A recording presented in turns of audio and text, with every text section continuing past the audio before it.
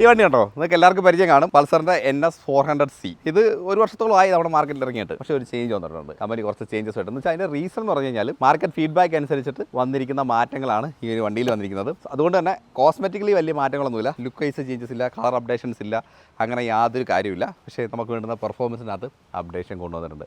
അതാണ് ഈ വണ്ടിയിൽ ഏറ്റവും പുതിയതായിട്ട് വന്നിരിക്കുന്ന മാറ്റങ്ങൾ. അപ്പോൾ നമ്മളിപ്പോൾ ഉള്ളത് ബാംഗ്ലൂരാണ്. ബാംഗ്ലൂർ ഈ ഒരു വണ്ടിയുടെ റൈഡും കാര്യങ്ങളായിട്ട് ബന്ധപ്പെട്ട് വന്നിരിക്കുകയാണ്. ആദ്യത്തെ മാറ്റം നമുക്ക് ഏറ്റവും ഫ്രണ്ടിൽ നിന്നാണ് തുടങ്ങാം. നമ്മുടെ ഡിസ്ക് ബ്രേക്കിൻ്റെ പാഡ് ഉണ്ടല്ലോ, അതിനകത്ത് സിന്തേറ്റ് പാഡായിട്ട് മാറ്റിയിട്ടുണ്ട്. അതിൻ്റെ റീസൺ എന്ന് പറഞ്ഞു കഴിഞ്ഞാൽ നമ്മൾ അത്യാവശ്യം സ്പീഡിൽ പോകുമ്പോൾ പെട്ടെന്ന് ബ്രേക്ക് പിടിക്കുമ്പോൾ വണ്ടി നിൽക്കണമല്ലോ. അപ്പോൾ അതിൻ്റെ ഒരു എഫിഷ്യൻസി കൂട്ടാനായിട്ടാണ് ഈ സിന്തേറ്റ് പാഡ് യൂസ് ചെയ്തിരിക്കുന്നത്. അപ്പോൾ നേരത്തെ ഉണ്ടായിരുന്നതിനെ കാട്ടി ഒരു 7% ഫാസ്റ്ററായിട്ട് വണ്ടി സ്റ്റോപ്പ് ആകും. അതാണ് ഇതിൻ്റെ ഒരു അട്രാക്ഷൻ. നമ്മൾ വണ്ടി ഓടിച്ചപ്പോൾ അത്യാവശ്യം നല്ല റെസ്പോൺസാണ് കിട്ടിയത്.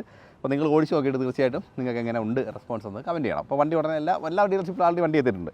ഇതാണ് ഫ്രണ്ടിൽ വന്നിരിക്കുന്ന മാറ്റം. ടയർ സൈസിന് മാറ്റമില്ല. നമുക്ക് അപ്സൈഡ് ഡൗൺ ഫോക്സ് ആണ് വണ്ടിയിൽ ആൾറെഡി വന്നിരിക്കുന്നത്. അത് രസമാണ്, ഓടിക്കാനും കാര്യങ്ങൾ രസമാണ്. ഫ്രണ്ടിൽ ഈ ഒരു അപ്പിയറൻസിനും മാറ്റമില്ല. ഈ ഒരു DRL നമുക്ക് പ്രൊജക്റ്റ് ലൈറ്റ് കാര്യങ്ങളൊക്കെ അതേപടി കണ്ടിന്യൂ ചെയ്യുന്നുണ്ട്. അഡ്ജസ്റ്റ് ചെയ്യാൻ പറ്റുന്ന ലിവറാണ് ഇതിനകത്ത് കൊടുത്തേക്കുന്നത്, കണ്ടല്ലോ. പിന്നെ നമുക്ക് മിററിൻ്റെ ഡിസൈനും കാര്യങ്ങളൊക്കെ അട്രാക്റ്റീവാണ്. അതിനകത്ത് മാറ്റങ്ങളൊന്നുമില്ല. ക്ലസ്റ്റർ ഒന്ന് നോക്കിപ്പം. ക്ലസ്റ്ററിനകത്ത് നമുക്ക് കിലോമീറ്റർ അറിയാം, ഗിയർ അറിയാം, ഫ്യൂവൽ ഗേജ്, ഓൾമോസ്റ്റ് എല്ലാം ട്രിപ്പ് A ട്രിപ്പ് B, മോഡുണ്ട്, road, sport, rain, off road, പല മോഡുണ്ട്. എല്ലാ ഡീറ്റെയിൽസ് നമുക്ക് ഇവിടെ തന്നെ അറിയാം. ഇവിടെ നമുക്ക് ഫോൺ ചെയ്യാനുള്ള USB ചാർജിങ് സോക്കറ്റ് ഉണ്ട്. ഇതൊക്കെ നേരത്തെ ഉള്ള കാര്യമാണ്, ജസ്റ്റ് ഒന്ന് ഇൻഫർമേഷൻ എന്നുള്ള രീതിയിൽ പറഞ്ഞോളൂ. ബാക്കി ഈ ഒരു ഹാൻഡിലിനകത്ത് പ്രത്യേകിച്ച് മാറ്റങ്ങളൊന്നുമില്ല. നമുക്ക് അത്യാവശ്യം കൺട്രോൾസ്, നമ്മുടെ ഇൻഫർടൈൻമെൻറ്റ് സിസ്റ്റത്തിനെ കൺട്രോൾ ചെയ്യാനുള്ള കൺട്രോൾസും കാര്യങ്ങളെല്ലാം ഹാൻഡിലുണ്ട്. ടാങ്കിൻ്റെ സൈഡിലേക്ക് വരുമ്പോഴും 12 ലിറ്ററാണ് ഫ്യൂൽ ടാങ്കിൻ്റെ കപ്പാസിറ്റി വരുന്നത്. ഇത് അത്യാവശ്യം ഫ്യൂൽ എഫിഷ്യൻസി ഉണ്ടോ എന്ന് ചോദിച്ചു കഴിഞ്ഞാൽ ഒരു 28 ഒക്കെയാണ് കമ്പനി പറയുന്നത്. ഒരു 20 എബോ എന്തായാലും കിട്ടുന്നതാണ് മാർക്കറ്റ് ഫീഡ്ബാക്ക് എന്ന് പറയുന്നത്. എഞ്ചിൻ സൈഡിൽ വന്നിരിക്കുന്ന മാറ്റങ്ങൾ, നമുക്ക് ആദ്യത്തെ മാറ്റം എന്ന് പറഞ്ഞാൽ പവർ വ്യത്യാസമാണ്. നമുക്ക് നേരത്തെ ഉണ്ടായിരുന്ന 40 bhp നിന്ന് 43 bhpയിലേക്ക് പവർ എൻഹാൻസ് ആയി. റെഡ് ലൈൻ ചെയ്യുന്നത് നമ്മൾ നേരത്തെ ഒരു 9700 RPM-ത്തിലായിരുന്നെങ്കിൽ ഇപ്പം ഒരു 1000 RPM കൂടെ കൂടി 11700 RPM-ലേക്കാണ് നമുക്ക് ഇപ്പം വണ്ടി റെഡ് ലൈൻ ചെയ്ത് കിട്ടുന്നത്. ടോപ്പ് സ്പീഡ് ചേഞ്ച് ചെയ്തിട്ടുണ്ട്. 150 നിന്ന് 157ലേക്ക് ടോപ്പ് സ്പീഡ് മാറിയിട്ടുണ്ട്. പിന്നെ 0 to 100 7.5 സെക്കൻഡിൽ നിന്ന് 6.4 സെക്കൻഡിലേക്ക് മാറി. ഇത്തരം കാര്യങ്ങൾ എഞ്ചിൻ സൈഡിലേക്ക് മാറി. ഇപ്പോൾ എഞ്ചിൻ്റെ ബ്രീത്തിങ് ഒന്ന് എൻഹാൻസ് ചെയ്യാനായിട്ടുള്ള ചേഞ്ചസും കാര്യങ്ങളൊക്കെ എഞ്ചിൻ സൈഡിൽ ഫിസിക്കലിയും ടെക്നിക്കലിയും ഒക്കെ കൊണ്ടുവന്നിട്ടുണ്ട്. അതാണ് നമുക്ക് അറിയാൻ കഴിഞ്ഞത്. അപ്പോൾ ഓടിക്കുമ്പം ആ ഒരു റെസ്പോൺസ് ഉണ്ട്.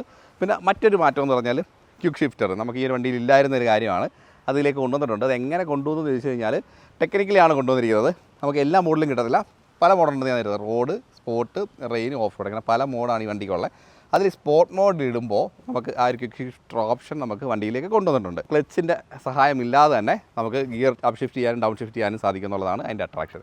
അപ്പോൾ നമുക്ക് ഒരു ഫാസ്റ്റർ മൂവ്മെൻറ്റ്സിനും കാര്യങ്ങളൊക്കെ ചെയ്യാൻ പറ്റും എന്നുള്ളതാണ് ആ ഒരു ടെക്നിക്ക് കൊണ്ട് നമുക്ക് കമ്പനി ഉദ്ദേശിക്കുന്നത്, അല്ലെങ്കിൽ നമുക്ക് എല്ലാവരും ഉദ്ദേശിക്കുന്നത്. ഇത്രയൊക്കെയാണ് നമുക്ക് എഞ്ചിൻ സൈഡിൽ വന്നിരിക്കുന്ന മാറ്റങ്ങൾ. വേറെ പ്രത്യേകിച്ച് മാറ്റങ്ങളൊന്നുമില്ല. 43 PS പവറും ആണ് ഇപ്പോൾ വന്നിരിക്കുന്ന ഒരു മാറ്റങ്ങളും കാര്യങ്ങളൊക്കെ. ടോക്കിനകത്ത് മാറ്റങ്ങളൊന്നുമില്ല കേട്ടോ. പിന്നെ നമുക്ക് സീറ്റ് ഹൈറ്റിൽ മാറ്റമൊന്നുമില്ല. 805 തന്നെ സീറ്റ് ഹൈറ്റ് തുടരുന്നുണ്ട്. നമുക്ക് ഫ്ലാറ്റ് ഫുട്ട് ചെയ്യാൻ പറ്റുന്ന ഒരു വണ്ടിയാണ്. എനിക്ക് ഫ്ലാറ്റ് ഫുട്ട് ചെയ്യാൻ പറ്റുന്ന വണ്ടിയാണ്, വലിയ പ്രശ്നങ്ങളോ കാര്യങ്ങളൊന്നുമില്ല. പിന്നെ ബാക്കിൽ വന്നിരിക്കുന്ന മാറ്റം എന്ന് പറഞ്ഞാൽ പ്രൊഫൈൽ വരുന്നത് 150 ആണ്. 150 60 R17 ആണ് ടയർ ആൻഡ് വീൽ പ്രൊഫൈൽ വരുന്നത്. അങ്ങനെ ചെറിയൊരു മാറ്റം നമുക്ക് ബാക്കിൽ കൊണ്ടുപോയി കുറച്ച് വീതിയുള്ള ടയറാക്കി മാറ്റി എന്നുള്ളതാണ് ബാക്കിൽ വന്നിരിക്കുന്ന ചേഞ്ച്. അപ്പോൾ ഇത്രയാണ് ടെക്നിക്കലി പറഞ്ഞു കഴിഞ്ഞാൽ വണ്ടിയിൽ വന്നിരിക്കുന്ന ചേഞ്ചുകൾ. ബാക്കി ഈ ഒരു വണ്ടി ഒരുപാട് പേര് ഓടിക്കുന്നുണ്ട്. അത്യാവശ്യം മാർക്കറ്റ് എക്സ്പീരിയൻസ് ഉള്ള വണ്ടിയാണ്. അത്യാവശ്യം പവർഫുൾ ആണ്. നമ്മൾ കുറച്ച് വണ്ടി ഓടിച്ചപ്പോൾ കിട്ടിയൊരു എക്സ്പീരിയൻസ് പറഞ്ഞാൽ നമുക്ക് എനിക്ക് ടോപ്പ് എൻഡിൽ ഏറ്റവും ഒരു ഭയങ്കര എനർജറ്റിക് ആയിട്ട് ഓടിക്കാനൊന്നും തോന്നിയില്ല. പക്ഷേ നമുക്കൊരു മിഡ് റേഞ്ചിൽ അത്യാവശ്യം നല്ലപോലെ വണ്ടി റെസ്പോണ്ട് ചെയ്യുന്നുണ്ട്. അത്യാവശ്യം ഒരു 100 എബോ ഒക്കെ വളരെ ഈസി ആയിട്ട് നമുക്ക് ലിഫ്റ്റ് ചെയ്ത് പോകാൻ പറ്റുന്നുണ്ട്. അപ്പോൾ പെട്ടെന്നൊരു ആക്സിലേഷൻ കാര്യങ്ങളൊക്കെ ആ സമയത്ത് പറ്റുന്നുണ്ട്. അപ്പോൾ ഓവറാൾ ഒരു എല്ലാവരും ഹാപ്പി ആയിട്ടുള്ള വണ്ടിയാണ്. പിന്നെ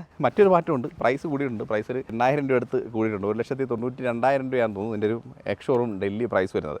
അങ്ങനെ ചെറിയൊരു മാറ്റം കൂടി പ്രൈസിൻ്റെ കാര്യത്തിൽ വന്നിട്ടുണ്ട്. പിന്നെ അതുപോലെ എഞ്ചിൻ സൈഡിൽ ടെക്നിക്കലി കുറച്ച് ചേഞ്ചസ്, നേരത്തെ ഉണ്ടായിരുന്ന ബോറും അങ്ങനെ കുറച്ച് കാര്യങ്ങളൊക്കെ ചേഞ്ച് വന്നിട്ടുണ്ട്. അതിൻ്റെ റീസൺ കൂടെ കൊണ്ടാണ് ഈ ഒരു പ്രൈസ് ചേഞ്ച് വന്നിരിക്കുന്നത് കേട്ടോ. ഇത്രയൊക്കെ ഉള്ളൂ ഇതിനെക്കുറിച്ച് പറയാൻ. എന്താണ് ചേഞ്ചസ് എന്നാണ് എല്ലാവർക്കും അറിയേണ്ടത്. അത്രയും പറഞ്ഞാൽ മതി. ബാക്കി എല്ലാ കാര്യങ്ങളും എല്ലാവർക്കും അറിയാം. അപ്പോൾ അങ്ങനെ എന്തെങ്കിലും സംശയം ഉണ്ടെങ്കിൽ തീർച്ചയായിട്ടും കമൻറ്റ് ചെയ്യുക. നമ്മൾ തീർച്ചയായിട്ടും മറുപടി തരാൻ ശ്രമിക്കുന്നതായിരിക്കും. അപ്പോൾ അടുത്ത വീഡിയോ ആയിട്ട് വീണ്ടും കാണാം. Okay, by.